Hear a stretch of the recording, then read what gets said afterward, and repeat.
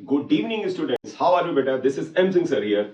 बेटा आपने पिछले दिनों देखा होगा कि चाहे सुप्रीम कोर्ट हो या डिफरेंट स्टेट्स के जो हाई कोर्ट्स हैं, उनकी बेंच कुछ ऐसे डिसीजन दे रही है, अगर कहीं पर भी बच्चों का अगर भविष्य कहीं पर अधर में अटकता है, सरकार की किसी गलत पॉलिसी की वजह से, किसी गलत निर्णय की वजह से या किसी मेडिकल कॉलेज के चीटिंग की वजह से, तो कोर्ट जो है ऐसे मामलों में बहुत ही अच्छा डिसीजन देता है, जो कि आम पब्लिक और स्टूडेंट्स और जो उनके पेरेंट्स उनके फेवर में जाता है। ऐसा ही एक डिसीजन कर्नाटका के जीआर मेडिकल कॉलेज को लेकर के दिया गया है।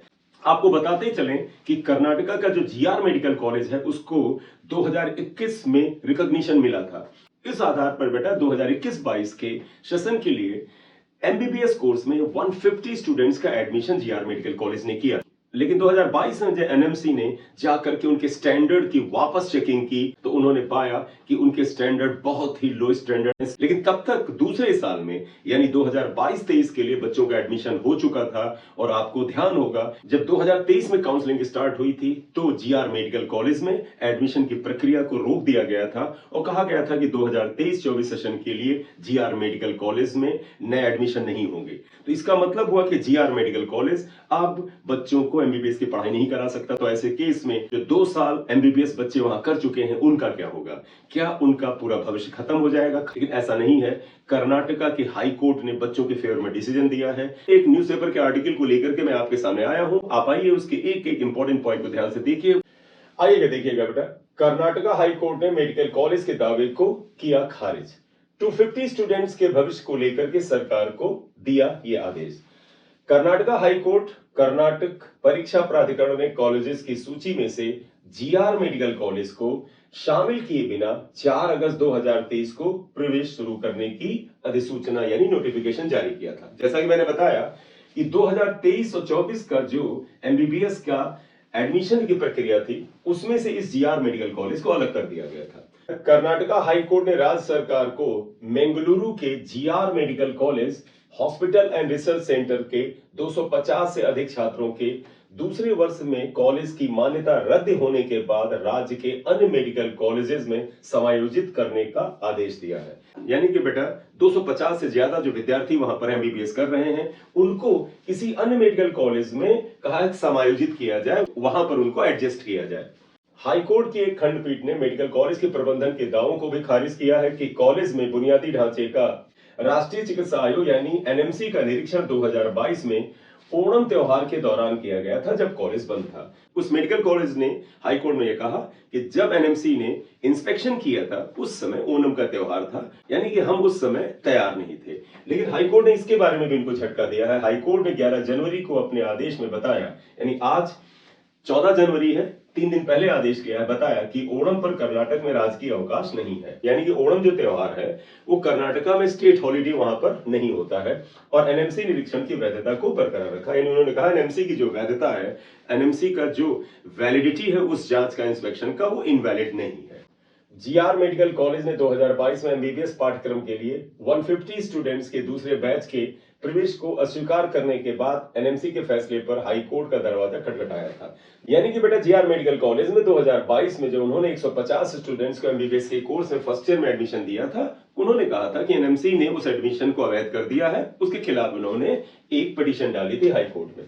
पिछले 2 वर्षों में कॉलेज में प्रवेश लेने वाले 250 से अधिक छात्रों ने भी कोर्ट का दरवाजा खटखटाया था। साथ ही साथ विद्यार्थी भी कोर्ट में गए। एनएमसी ने 5 से 6 सितंबर 2022 को किया था मेडिकल कॉलेज का निरीक्षण। 2022 में ओणम त्योहार के आसपास 5 से 6 सितंबर को एनएमसी ने निरीक्षण किया था, इंस्पेक्शन किया था। बेटा 13 दिसंबर 2021 को शैक्षणिक वर्ष 2021-22 यानी सेशन 2021-22 के लिए 150 स्टूडेंट्स को एमबीबीएस में एडमिशन देने की मान्यता दी गई थी। 5 और 6 सितंबर 2022 को एनएमसी ने निरीक्षण किया।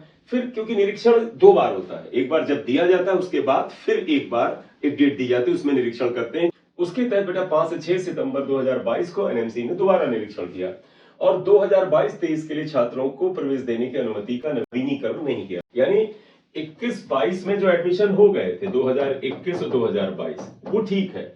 एनएमसी ने 2022 और 2023 के लिए एडमिशन के लिए मना कर दिया था, करेक्ट।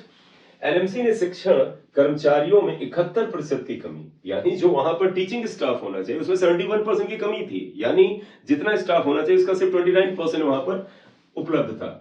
रेजिडेंट डॉक्टरों में 79%, ये लगभग 80%। रेजिडेंट डॉक्टर में जो उपलब्धता होनी चाहिए उसमें सिर्फ 21% उपलब्ध थे, 79% नहीं थे।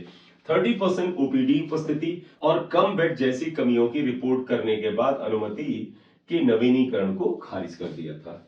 कर्नाटक परीक्षा प्राधिकरण ने कॉलेजों की सूची में जीआर मेडिकल कॉलेज को शामिल किए बगैर ही 4 अगस्त 2023 को प्रवेश शुरू करने की अधिसूचना जारी की थी। इसलिए बेटा 2023 वाली जो काउंसलिंग हुई है उसमें ये कॉलेज शामिल ही नहीं था। 2023 और 24 सेशन में कोई एडमिशन नहीं हुआ। एडमिशन 2 सेशन में हुआ, 21-22 और 22-23 में।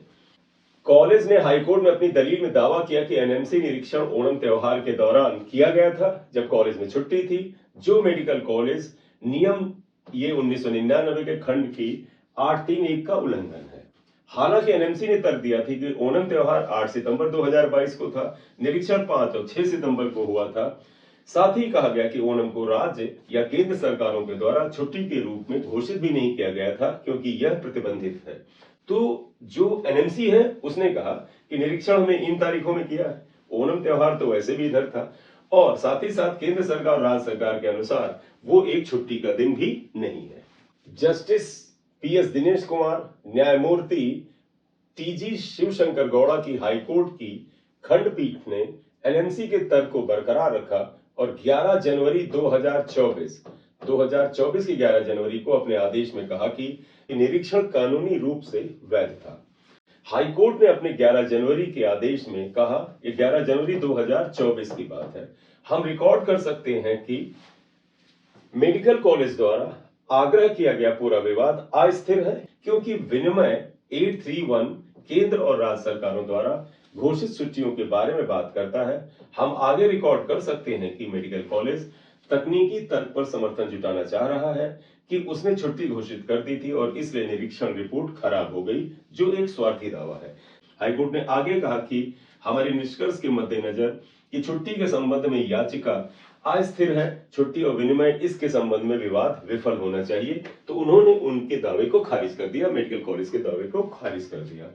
कॉलेज के 254 छात्रों के द्वारा दायर अलग अलग याचिकाओं में उच्च पीठ ने कर्नाटक सरकार द्वारा अन्य मेडिकल कॉलेजेस में उनके स्थानांतरण को मंजूरी दे दी है। डिवीजन बेंच ने कहा कि रिट याचिकाओं की अनुमति है, राज्य सरकार याचिकाकर्ताओं को किसी अन्य मान्यता प्राप्त मेडिकल कॉलेज में स्थानांतरित करेगी और संबंधित कॉलेजेस में उनके स्थायी स्थानांतरण को मंजूरी देगी।